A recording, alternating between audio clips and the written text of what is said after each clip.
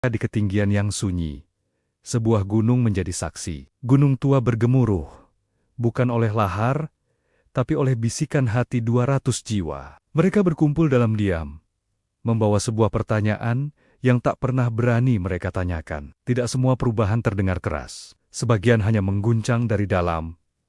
Pagi itu, suasana di Gunung Tua terasa berbeda. Langit cerah, tetapi tidak ada sorak-sorai atau tepuk tangan yang biasa menyemarakan pertemuan besar. Hanya desau angin yang menyapu dedaunan, derit ranting kering, dan langkah-langkah pelan manusia yang menyatu dengan tanah. Kamera bergerak perlahan, menyusuri lereng terjal yang menjadi rumah mereka. Lensa menangkap wajah-wajah tulus yang terpahat oleh matahari dan angin, kulit yang legam namun memancarkan ketenangan. Telapak kaki mereka keras dan terbiasa mencengkeram bebatuan, tampak kontras dengan bayangan lantai keramik di kota-kota yang jauh di bawah sana. Sekitar 200 orang dari suku Tautawana berdiri dalam barisan yang rapi, namun tidak kaku. Pakaian mereka sederhana, menyatu dengan warna hutan. Mereka memandang lurus ke depan, ke arah hamparan lembah yang diselimuti kabut tipis. Tatapan mereka kosong,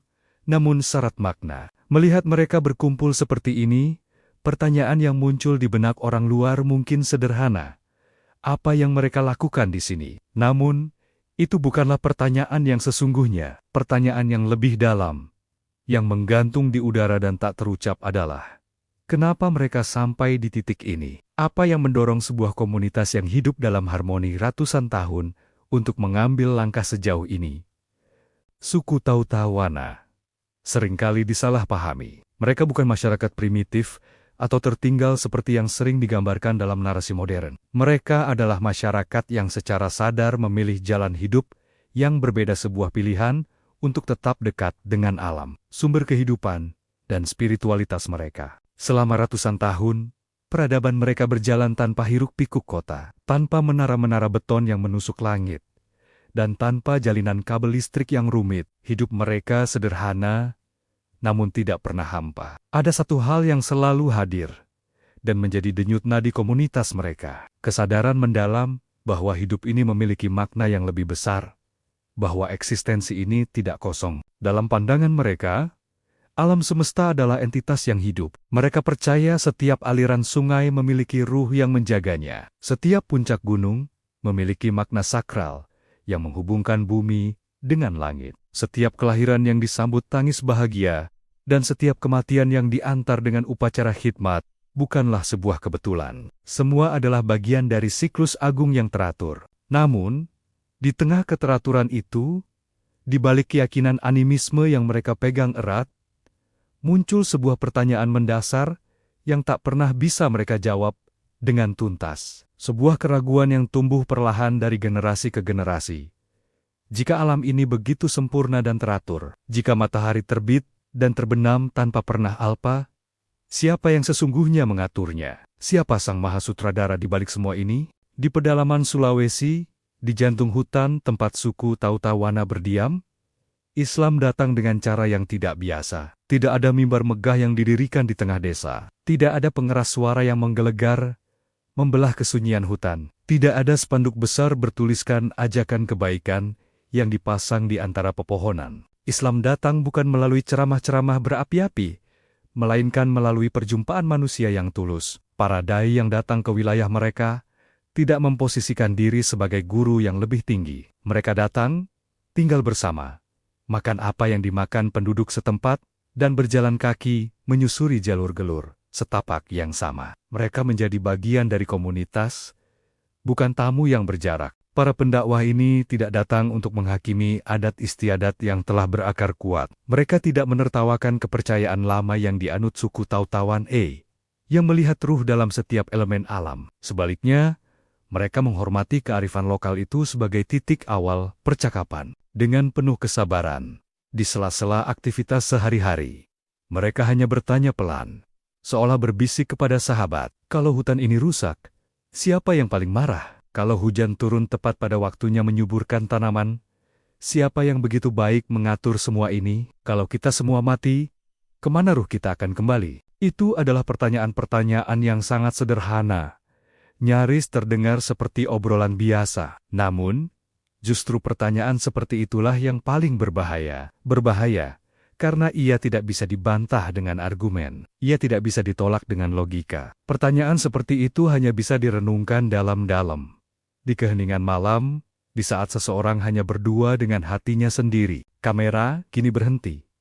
Fokus pada wajah seorang pria tua. Kulitnya yang berkerut bukan lagi sekadar tanda usia, melainkan peta sejarah hidupnya. Setiap garis di wajahnya adalah jejak perjalanan panjang, penanda suka dan duka, serta pencarian makna yang telah ia lalui. Matanya menatap tajam, memancarkan kebijaksanaan dan keteguhan hati. Ia adalah salah satu dari mereka yang akan mengucapkan 2 kalimat syahadat. Keputusannya bukan karena ikat-ikatan, tren, atau tekanan dari orang lain. Ia tahu persis konsekuensi dari pilihannya. Setelah kalimat itu terucap, hidupnya dan hidup seluruh komunitasnya akan berubah selamanya. Keyakinan yang diwariskan leluhur selama baru badebad akan ia tanggalkan. Tidak ada jalan untuk kembali. Sebuah kalimat tegas keluar dari bibirnya, mewakili suara hati 200 jiwa yang berdiri di belakangnya. Kalau kami salah dalam memilih jalan ini, biarlah kami yang menanggung dosanya. Tapi kalau kami benar, kami ingin mati di jalan ini. Itu bukan kalimat yang diajarkan oleh para dai. Itu adalah kalimat otentik yang lahir dari perenungan mendalam. Dari seseorang yang telah berdamai dengan segala konsekuensi. Kalimat itu menunjukkan bahwa pilihan mereka bukanlah keputusan impulsif, melainkan sebuah keyakinan yang siap mereka pertaruhkan dengan seluruh hidup dan mati mereka. Pemilihan lokasi di puncak Gunung Tua bukanlah sekadar untuk mencari estetika visual yang dramatis dalam sebuah dokumenter. Keputusan itu syarat dengan makna simbolis yang mendalam. Sebuah ritual yang menghubungkan masa lalu, masa kini, dan masa depan suku Tautawana. Gunung, dalam banyak kebudayaan kuno, termasuk kepercayaan mereka, adalah tempat paling tinggi, titik terdekat antara dunia manusia dan alam gaib. Ia adalah tempat yang paling sunyi, jauh dari gangguan duniawi, memungkinkan seseorang untuk mendengar suara hatinya dengan lebih jernih. Gunung adalah tempat yang paling jujur, di mana tidak ada kepura-puraan yang bisa disembunyikan. Di sanalah, di puncak yang mereka sakralkan, mereka secara sadar memilih untuk melepas keyakinan lama yang telah menemani mereka selama bergenerasi. Di sanalah, dengan langit sebagai atap dan bumi sebagai sajadah, untuk pertama kalinya mereka menyebut nama Tuhan yang satu, Allah Subhanahu wa Ta'ala. Prosesi ikrar syahadat ini tidak dilakukan di kota besar yang gemerlap, tidak pula di dalam sebuah masjid megah dengan kubah yang menjulang. Mereka memilih untuk melakukannya di tempat yang selama ini mereka yakini sebagai titik paling dekat dengan langit. Sebagai cara untuk menghormati perjalanan spiritual mereka, ini adalah transisi, bukan penghapusan total. Sebuah jembatan antara keyakinan lama dan iman yang baru mereka temukan.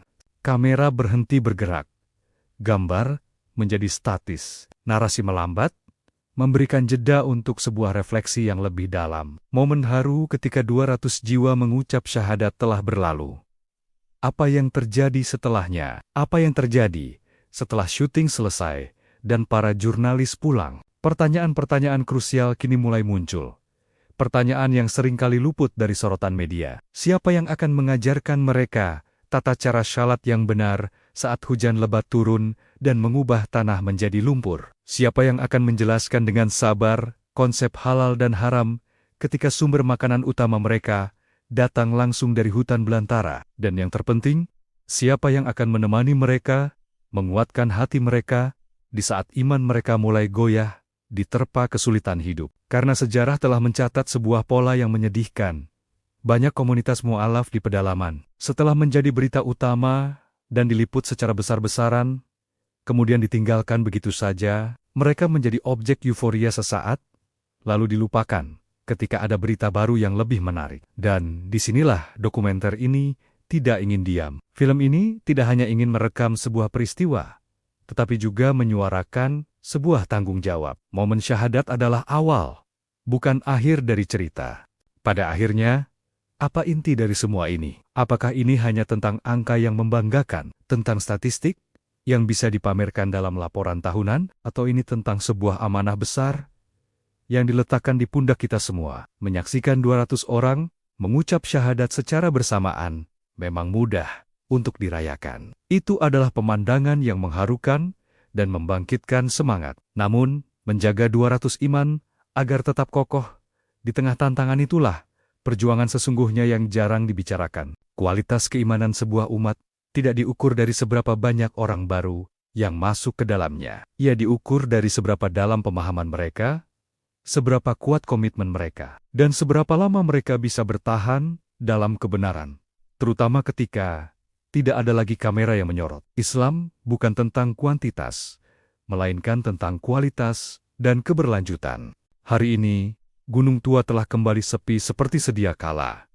Tidak ada lagi keramaian, tidak ada lagi kamera yang merekam, tidak ada lagi berita yang menjadikannya tajuk utama. Yang tersisa hanyalah kesunyian hutan dan kehidupan yang berjalan seperti biasa. Tapi, bagi 200 jiwa itu, hidup sudah berubah total. Mereka mungkin masih berburu di hutan yang sama, masih minum dari mata air yang sama, tetapi kini ada sesuatu yang berbeda di dalam hati mereka. Satu kalimat kini telah mengikat mereka menjadi satu keluarga baru, satu komunitas iman yang terhubung melintasi lembah dan ngarai. La ilaha illallah. Sebuah kalimat yang indah saat diucapkan. Sebuah kalimat yang berat saat dipikul tanggung jawabnya. Sebuah kalimat yang menuntut kita semua yang menyaksikan kisah ini untuk bertanya pada diri sendiri. Apakah kita siap menjaga mereka setelah euforia ini reda, atau kita hanya akan bangga pada momen sesaat ini saja?